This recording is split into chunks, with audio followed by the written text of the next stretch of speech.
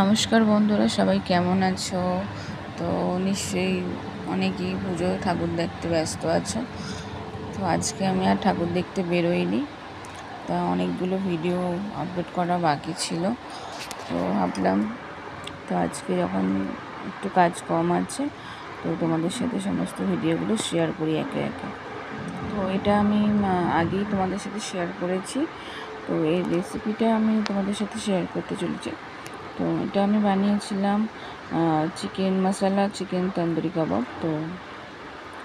তো আমি অল্পই বানিয়েছিলাম, বলতে গেলে 2 পিস মতন বানিয়েছি, বেশি বানাইনি। তো ট্রাই করে দেখলাম, নেক্সট টাইম আমি বেশি করে বানাবো আর তোমাদের সাথে শেয়ার করব। তো চিকেনটা ভালো করে ম্যারিনেট করে মশলা মাখিয়ে রেখে দিয়েছিলাম। তারপর একটু সস মাখিয়ে লেবুর রস দিয়ে অল্প অল্প তাওয়াতে ভেজে নিয়েছি। আর